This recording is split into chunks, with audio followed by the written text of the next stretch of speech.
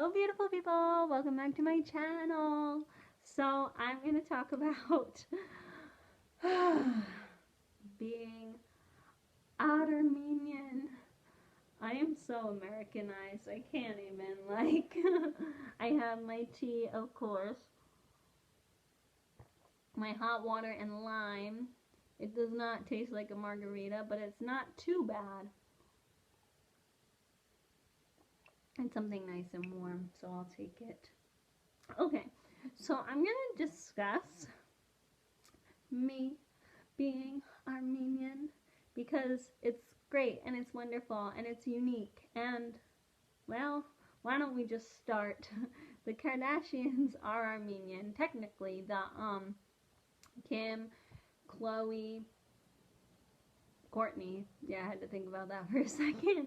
Their father was Armenian and he was a lawyer, and that is what happens to most Armenians. We become doctors or lawyers or finance, accounting, economics, those are kind of new fields.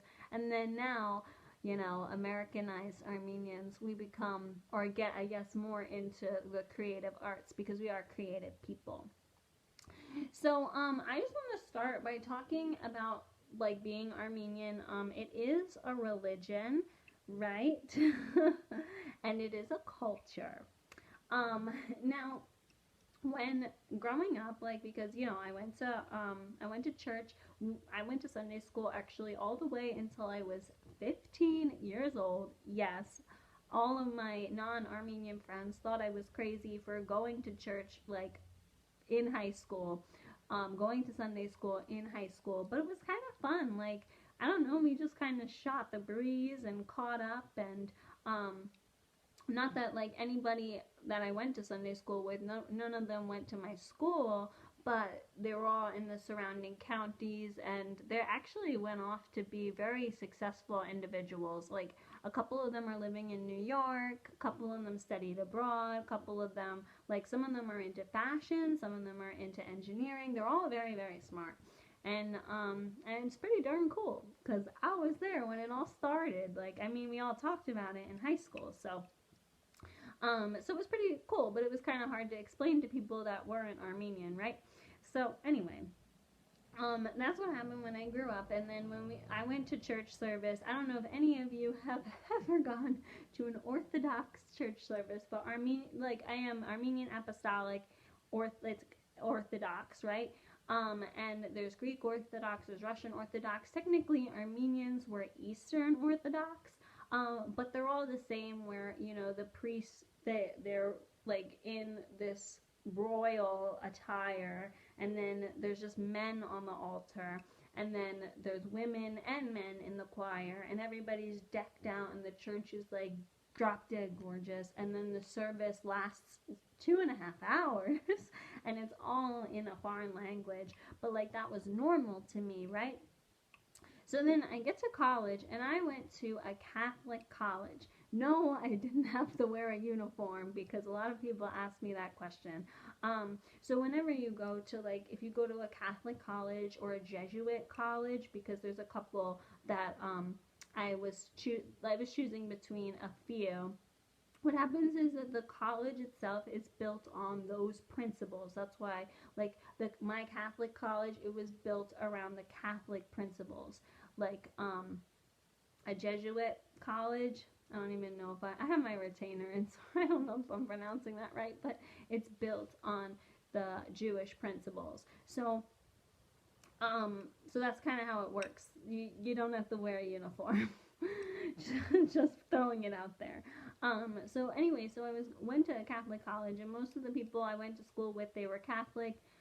They went to Catholic high schools.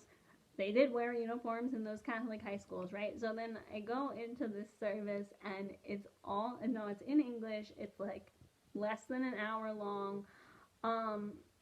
And the church was plain.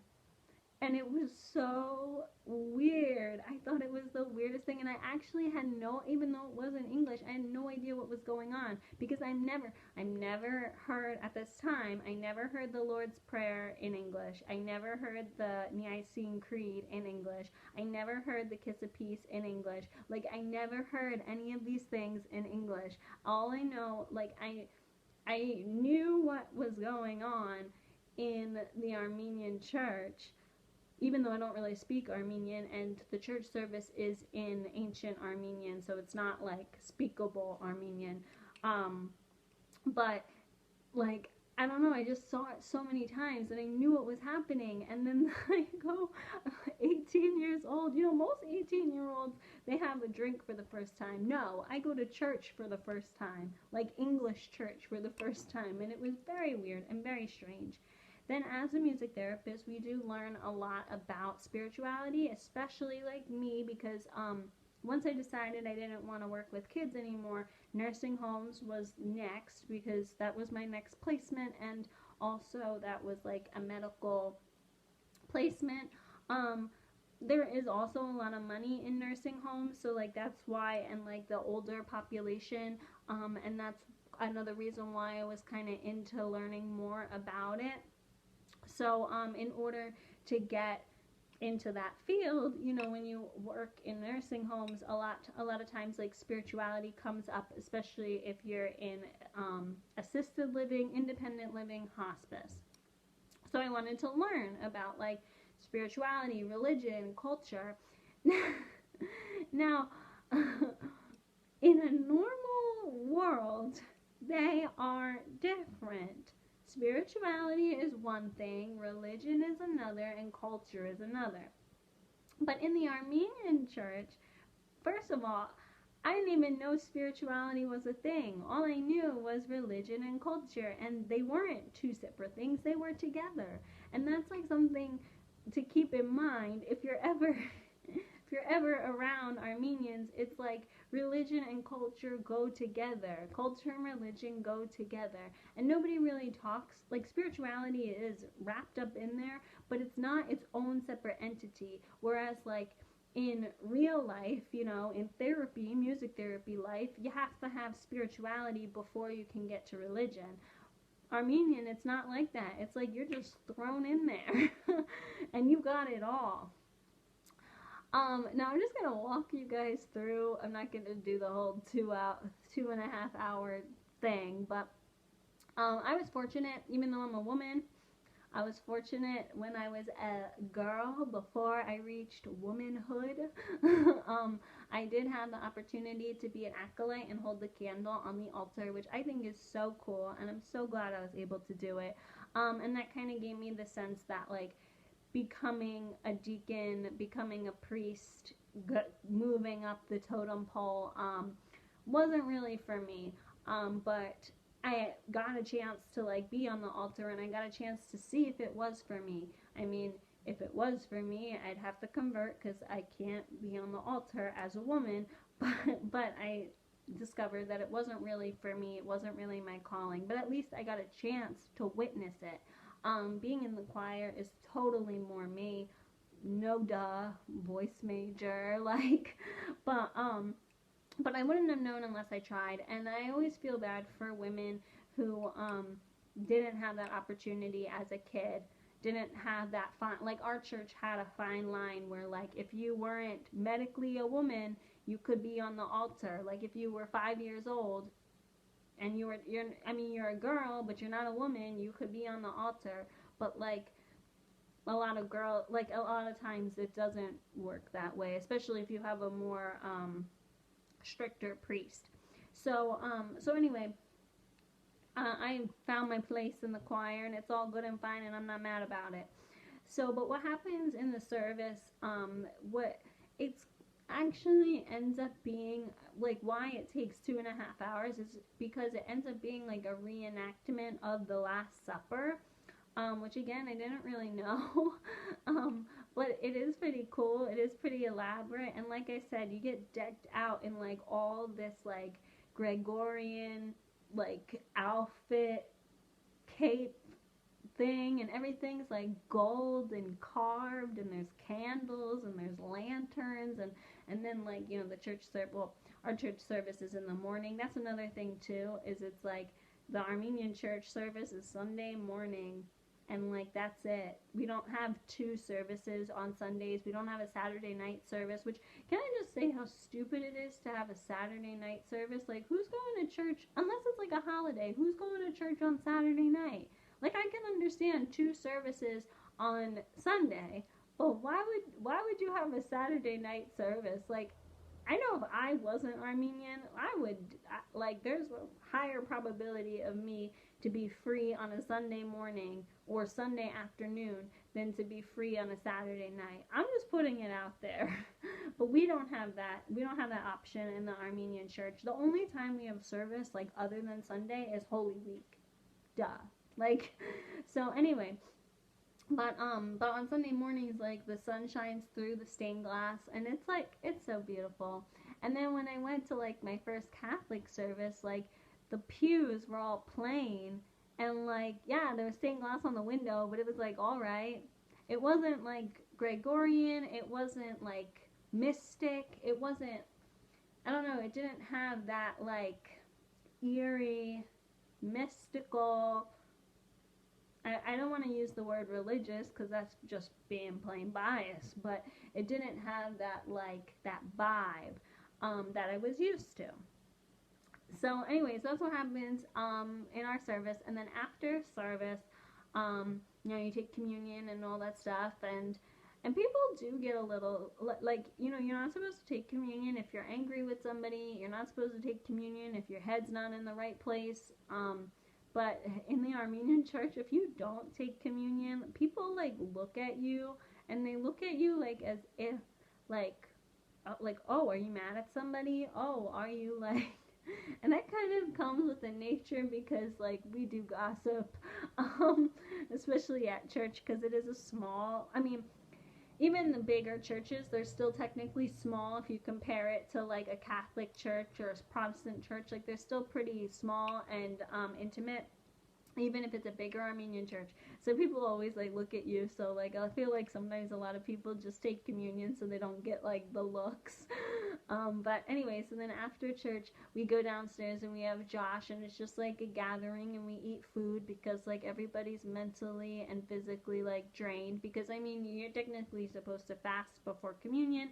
And, yeah, and then communion is supposed to be the first thing that you eat, and then you go downstairs and you have a feast. Usually we just end up eating bagels unless some rich person decides to donate food to the church, then, or if we're celebrating, we celebrate Hooky Honkies, which is like 40 days after somebody dies. You celebrate it every year, 40 days after they died, and then there's like a big feast. The reason why my face is like this is because I don't like celebrating something like that. Like, I know it's supposed to be a happy thing, and, 40 days after they died, they rose to heaven, and it's a happy thing. But it's usually not happy, and then we usually, when, like, stuff like that happens, we usually eat comfort food, and I don't think mourning every year is a good idea. So that's one of the things that I don't really like not eating before church. I think that's stupid. Especially because there's a ton of incense in the air and people faint all the time. And then I don't really like celebrating every year the 40 days. Like, I understand doing it 40 days after they died. I understand celebrating it a year after, because bereavement, at least like insurance wise, they pay for bereavement a year after the passing. But I don't like, what if somebody passed away like 30 years ago? You're still gonna like mourn? Like, I don't think that's healthy.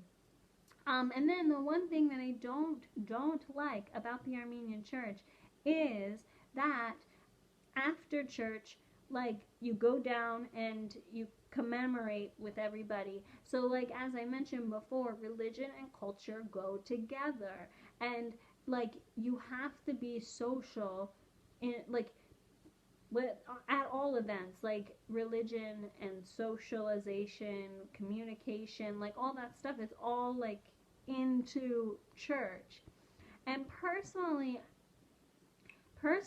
I didn't like that for a really long period of time because, like, I don't know, I guess I don't really know myself, and I'm still trying to figure it out, and I don't like other people knowing my religious beliefs because, like, I don't really know them, and I don't know, I feel like it should be kind of a personal thing. Sometimes I feel like it should be separated, church from state. But in the Armenian church, it's not. And I never really understood that. So those are kind of some of the things I don't really like about the Armenian church, right? And some of the things that I never really understood. Am I going to go convert? Heck no. I mean, I was brought up in the Armenian church. We're small enough as we are. I'm going to stick it out. Plus, it's unique and it's cool. And it is a mystic religion, and I think that's really awesome. It's been around for ages, ages, ages. Armenia was the first Christian nation. And I also think that that's pretty darn cool, too. Anyway, so all these things that I didn't really like about Armenia, or Armenian community, they were all changed around once I got to Armenia.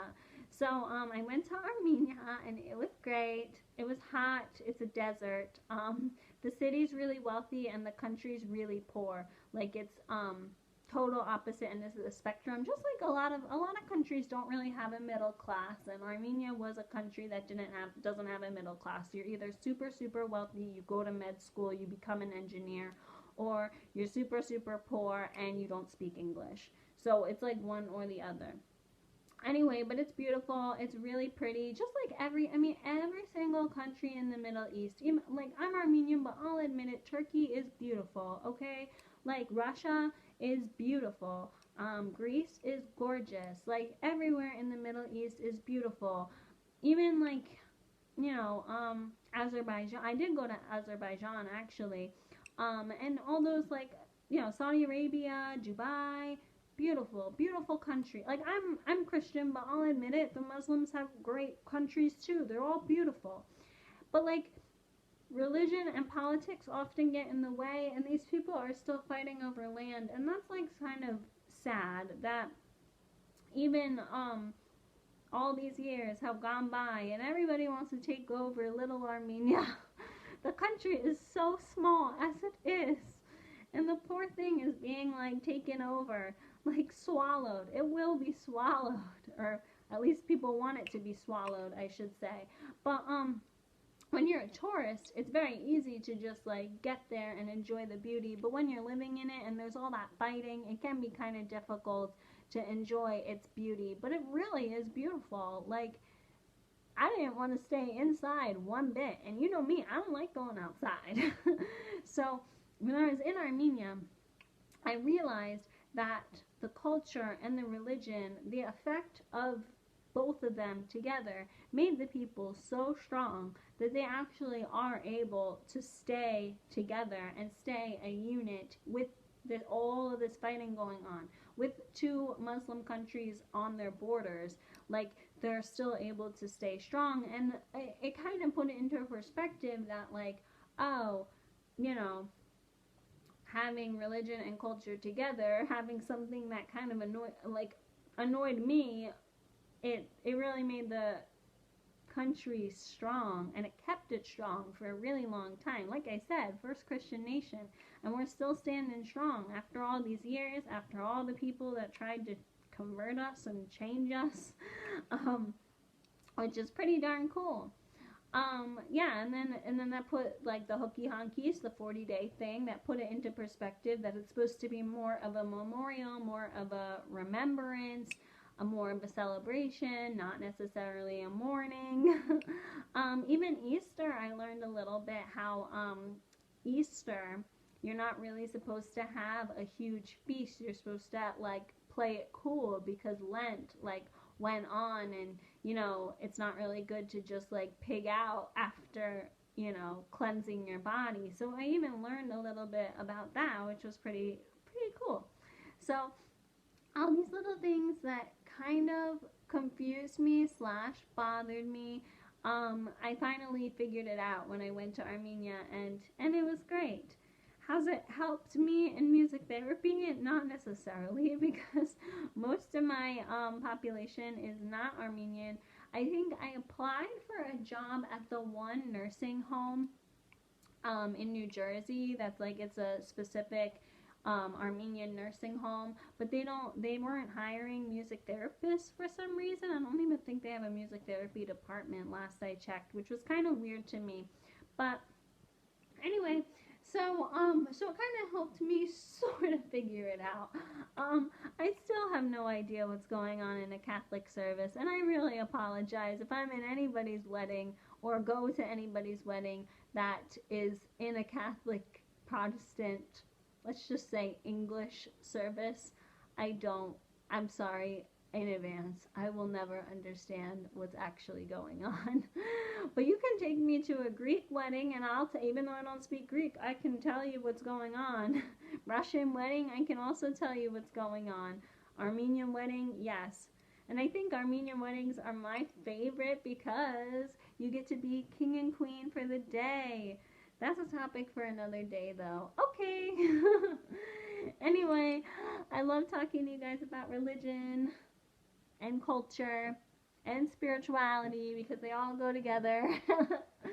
They're not as great as the finance Holy Trinities, though.